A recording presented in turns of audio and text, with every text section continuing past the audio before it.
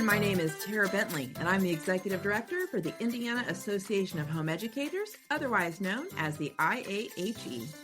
And my name is Courtney Nalin. I am a homeschooling mom of two who also works full-time outside of my home and a volunteer with the IAHE. Together, we're your co-hosts for Season 2 of the Homeschool Indiana podcast. We'll be here each week sharing information to help you homeschool, keep you updated on what you need to know, and have some fun along the way. So, let's get started. Hey everyone, Tara Bentley here. And if you are listening in the order of our publication issue dates for the podcast, this may seem a little out of order because we are going back to Season 2 and Courtney Nalin is with me again. Courtney. Hello. I'm so glad to be back. So we had tried to wrap up Season 2 back in June of 2025, depending on when people are listening. And we often are like two ships passing in the night. Yes. So between my availability and yours, we never really got to wrap up Season 2. I'm so glad you joined me for that season. And even though we've moved ahead, I wasn't done. I wasn't done because I didn't want you to just disappear on folks. So thanks for coming back and joining me. Yeah, no, I'm glad to be here. I agree. We are definitely like two ships and we're like, oh, wait, hi. Yes, we're still out there in the world. It's great. Like we're here. But I think that says a lot about like relationships and friendships that like, it's not always like if I don't talk to you in a couple of weeks, then we're done. Right. So I appreciate you having me back and you haven't just shipped me off. No. And both of our lives have been really crazy over the past year. And we're going to talk about that just a little bit. But, one of the things that we did when we brought back the podcast was we wanted to make sure we had multiple team members represented and have a new co-host each year. And so grateful for you. You were already a part of the organization. You've been volunteering as a regional rep and you're still in that role. Just to be clear, like you're still there. So how is homeschool life down in your area? And we had you on the podcast talking about your resource center that you had opened up there. I'd love to have you share a little bit more about that. How has it gone? Are you in your second or third year now? Second year. Yep. Okay. Second year, I think. Yeah. Yeah. No, it's been a wild ride. I will say that like, as far as the resource center is concerned, it was one of those things that whenever we really felt like the Lord was leading us in that direction, I knew from the beginning that this was not going to be like a sprint. It's a marathon and we would have to do it in pockets of time. And because that's literally all I pretty much have is just everything is in little pockets. Right. That's just, here's a pocket, there's a pocket. So, but I felt confident enough that the Lord would direct our path. And it's not come without some lessons, but that's also not a surprise. And so I feel like because of different things that have happened over the course of my life, whether in homeschooling or just personal life, work, it has prepared me as much as I could be prepared. I mean, you're never fully prepared. Let's be real. But it has still prepared me to be where we are now. We have successfully done several special events, including our very own Kylene Varner came in over the summer and she was here for a couple of days. And I mean, it was the best. I adore her. And I was so excited that she took time out to come down and she was such an encouragement.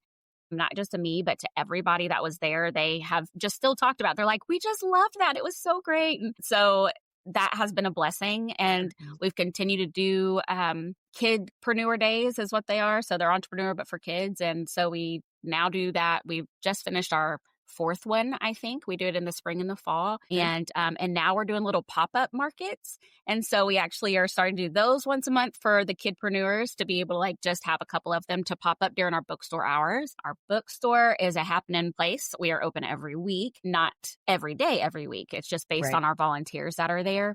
But we have so many that have given homeschooling families around the area that they have donated or consigned. And our volunteers are so helpful whenever everybody comes in. If they have questions, if they just want to sit and just breathe for a second, they can just come in and do that. And it's just been a real blessing to that. We're still saving up. We've been putting in for different ways to fundraise for like some of our updates, I guess you could say. And so, but we've been able to really we've cleared out the back is just beautiful, the back open space. And we have been able to open that up. And it's been a huge blessing. And about the time, which is most of the time in my life, about the time that I think like maybe the Lord changed his mind and he doesn't want us to do this anymore, then we get a thing of encouragement. It's a conversation or it's a song or a podcast or something else that it's like that little nudge of like, hey, just keep going. You're good. You're good. Just keep walking. Kind of like Dory, just keep swimming. That's what I feel like a lot of times. So, but it's been a real blessing and we've been able to connect. And that's one of the biggest things that we wanted for the hub is to have that place of community in person where people can connect and build relationships and feel encouraged. And because I think that like a lot of us are so used to now living like on the internet and doing everything digitally that we have lost like that in-person connection. And so I love being able to do that at the hub. I also love it like at the IAHE conferences, like being in person, connecting is where it's at. So yeah, that's what's been happening with the Resource Center. So I will be sure that we linked in the show notes for people. If you want to come to our website or in your favorite podcast app, we will link to a couple of things. So you've been on the podcast before, even in season 1, talking about the hub and how it got started. I know you had done an episode on your podcast about how you got started as well. So remind people, though, what part of the state are you in? Sure. We're in Evansville, so southwestern part, or just over the bridge from Kentucky. So we're recording this the day after. Wow, you had a horrific plane crash in your backyard then yesterday. Mm-hmm. Yeah. Yes, we were all tuned into it yesterday while we were at work, and man, Wow. I just cannot even imagine. Yeah. Yeah. Praying for those families. So that was a complete rabbit trail. But yeah, so that's where you are. If people want to try and find you, where can they find you online? Sure. So we do have a website. It is joshuatreehomeschoolhub.org. We are also on Facebook at Joshua Tree Homeschool Hub. Those are our two main outlets, and we're always looking to connect with people. If people want to be volunteering, we've had some local homeschool groups come and volunteer as like service projects, and that's been a lot of fun to see the kids and the families, everybody out there. So we're always open to people just getting a hold of us for whatever they need. If the idea is that if we don't have it, we will figure it out for you. We'll see where we need to send you. So yeah, they can connect with us either place. And obviously you're still a part of Team IAHE, so they can connect with you through us as well. Yeah, so, absolutely. Okay, so that is what's happening with the Homeschool Hub. So let's get up to date. Tell us about homeschooling just in your home, how life is treating you there. And you are one of those parents, like many others, especially today, who you are still working full time while homeschooling your kiddos. So how are you balancing all of that? I don't know. No, but I do the very best I can. I will say that, once you've been homeschooling long enough, I am now proudly like considered a veteran homeschooler. And I never would have thought that I would have been there at the beginning. I would be like, there's no way I'm going to survive past kindergarten. And here now I have a high schooler and a middle schooler, and my high schooler is now driving. He has his driver's license, and that's a whole new ball game of faith and prayer life. But it's, it is still always a balance. And yeah, I work 24-hour shifts. So I even worked until 8:00 this morning, and then I go back in tomorrow. I am blessed in that my kids have only ever known me to work 24-hour shifts. So they also are used to a routine. It does allow us to have extra family time. And that was one of the big pluses for us with homeschooling in general, is being able to spend more time together as a family. And of course, every time that I think that I've got a good hold on what we're doing, then the season changes or life happens or, whatever, somebody gets sick or something like that. And so, but I would say like it is a balance with having the high schooler. That has been a new ball game for sure, trying to navigate through, I would say even like whenever I was first starting, a lot of I mean, and I know you know this, is that whenever you're first starting, especially if you start from the beginning, you think like, oh, how am I ever going to teach like elementary? Like, how are we going to homeschool elementary? And so then you make it through elementary and you get to middle school and you're like, okay, well, this is not working very well. Like, what are we going to do? Are we going to make it? And you do. And so I think with every season, with every year comes a little bit of that uncertainty, but it has still brought us like, even on the days where I'm just like, I'm failing this. This is not looking good. I'm still encouraged. It's kind of like back with the hub. Like there's just these little nudges of knowing that reminders that we are doing the right thing and we're doing what's best for our family and there are benefits. And even if we weren't homeschooling, we are still parents and they are still kids and we still would be having to go through the things. So I do feel blessed that we're able to do life together more. And I definitely wouldn't change it. We still do unit studies together. That's our current thing. And we're still involved in co-ops and my kids do multiple things. My son plays competitive soccer and with traveling, and he's done that for 3 years. And then my daughter does horseback riding, and that's her thing, which I am thrilled about. And Yeah. because I love the horses. And so we still get to travel together as a family. We were able to actually go on vacation back in September or August, I guess, with another homeschooling family that we had met through our co-op. And we had never done something like that. Neither had they. And we got to take both of our families to the beach with our dog and spend the week together. And everybody still liked each other at the end. And we wouldn't have had that had we not just kept on going. And they also have a high schooler. So that benefited my son and they're really good friends. So, like I said, it doesn't come with like your doubts. I mean, I can have days where I feel great and confident, and then we're all human and we will have days where like our kids are like, do we have to do school today?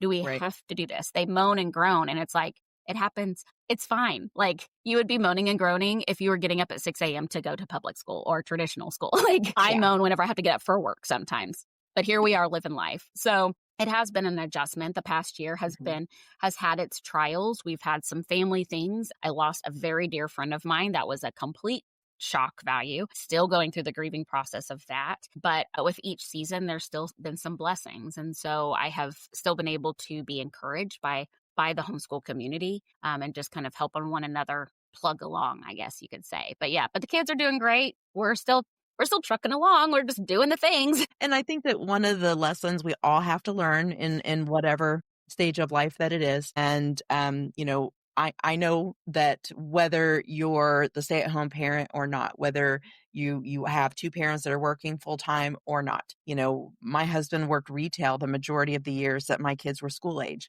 And that was when my oldest was still in public school and then all through the homeschool years.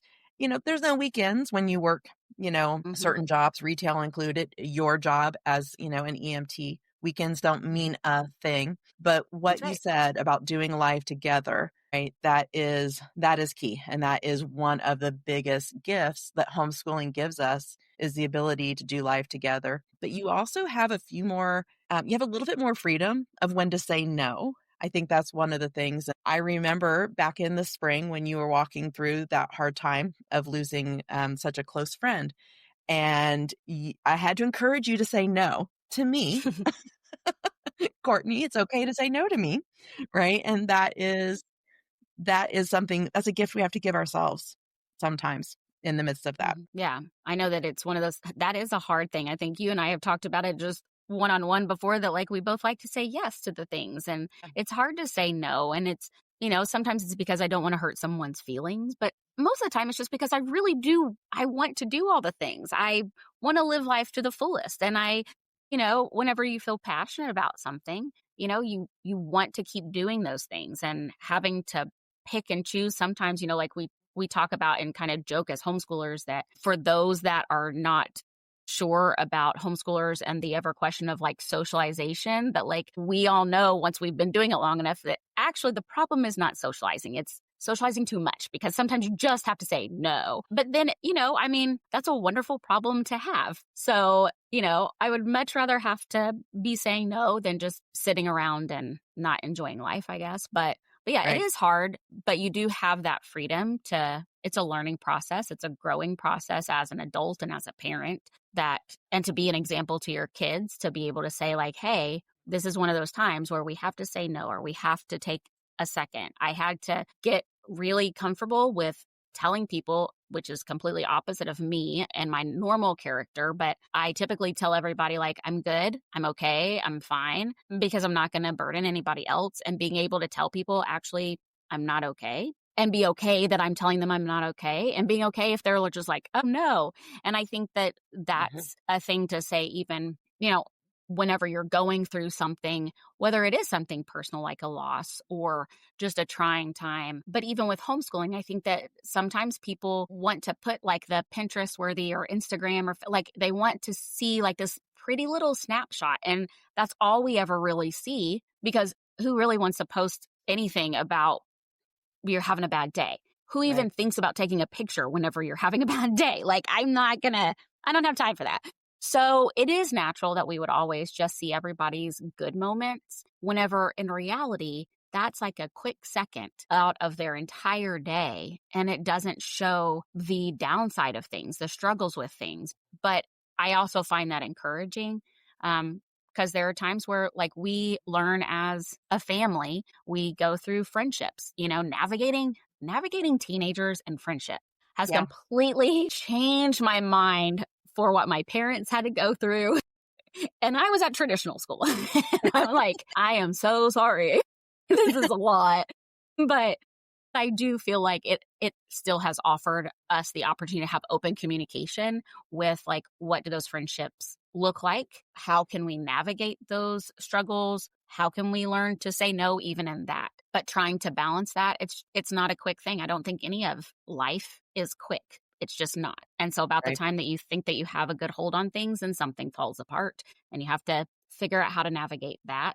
So, but I still am 100% behind the fact that like life is still good overall. Like even in the hard moments, life is still okay. It is good. Life is good with our family, and we're blessed. And so I don't know where I picked up this saying, but I find myself saying it a lot, sharing it with friends a lot, right? But it will all be okay in the end. If it's not okay, it's not the end. That's right. That's right. And there are days when that's encouraging, and there are days when that is not so encouraging. Right. But yeah, if we have faith that God holds all of us in his hand, if he holds every situation in his hands, then somewhere there is an end result that will be for his glory, not for ours. We may feel beaten down over time, but so we've both been through it a little bit over the past year. And so let's end with this question I have for you. Okay. So I think that when we homeschool and we all have those conversations with someone who is brand new and they want advice, our first couple pieces of advice change based on where we are in a different season. And so today, considering where you are and everything you have going on, what's your top piece of advice for a brand new homeschooler? Don't compare yourself to everybody else, and don't feel like you have to do what somebody else is doing just because they say that it works for them. It's not necessarily going to work for you, and that's okay. Like that is just, I wish that I would have known that at the beginning, that it was okay, that I didn't have to do the biggest thing, the best thing, the most Googled thing. Like you go to the Googles and, you're like searching all the things and it gives you the top things and you're like, oh, that must be the right choice. And it's okay. Right. Well, and coming out of an educational system that's very foundation is on standardizing everything that we do with our children. Everything has a standard, everything has a grade. And that takes it takes a while to let go of that. It really does. Especially like I said, like having somebody in high school that, I knew that if we decided, I had told my kids early on, if we make it to high school and we decide to homeschool for high school, we're doing it all the way through. We're not going to just start and stop. Like I'm not dealing with all those issues that you can have. And it was seamless. But even in high school, there is still that pressure. I went to a public high school. So I am now facing like those days where I'm like, am I doing the right thing? Is he learning all the things he needs to learn? What do I need to make sure? Because I get to decide what those expectations are for him to graduate. And then I'm like, are my expectations the right expectations, or are they expectations that I was given in high school or what I think I should have done. That kind of fighting your internal expectations or what you think society expects. You're afraid of like what people will think. Will they think that your kid is like a successful homeschooler? Will they think that they're the weird one? I Mhm. personally still say to this day that it's okay for people to think that my family and my kids are weird because that just means they don't fit in a perfect box. And Right. I think that life is too great of an adventure to fit into a little box. So, but yeah, if I had to do it all over again, I think that now I would still say don't stress. As easy as it is for me to say that, I mean, tomorrow I'm liable to be stressing about something to do with my kids. It just is. I'll just listen to Well, the podcast. I'll just be like, exactly. let me listen to my own words. But again, with your oldest, when you're with your oldest, you're always going to do that much more than Hmm. the second, than the third, right? Hmm. And so it is. And a lot of it comes down to looking around, but also any critic you've ever heard in your entire life and that little voice in the back of your head about homeschooling. So, but absolutely. And it's something being warned against comparing yourself to others. Like that's Hmm. a lesson that you probably need every year because Oh it yeah. never goes away. It really doesn't. I've told several of my homeschooling friends before that, they might still be like early on, like they've been doing it for a while, but they don't have kids in high school or they're just coming into high school or whatever. And I still tell them like, look, I have struggled from day one of comparing myself and having to fight that internal thing. And at least once a year, I still feel like I'm totally failing and I'm getting it wrong. And then I just bless my heart and pick up my boots and keep going. Absolutely. Because what we know is no one loves your kids like you do. No That's right. one, no teacher, no principal. You are the best teacher. God will equip you. You are the Hmm. best teacher for your child. You will find the resources that are out there and we're here to help. So, Absolutely. Absolutely. well, okay. So I will wrap it up. Thank you so much for spending time today. Of You have a course. rarity in your house. You're actually in a quiet home. You're in your No, home alone and it's I quiet. know. Not for very much longer, but it is amazing.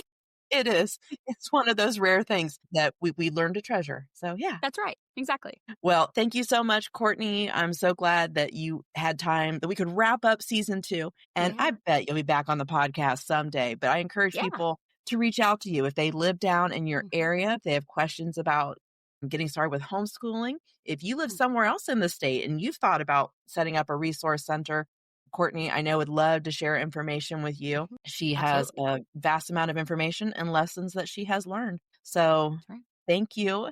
And Thank I know you. I will see you again soon. I will see you in March. Yes. That's right. I can't wait.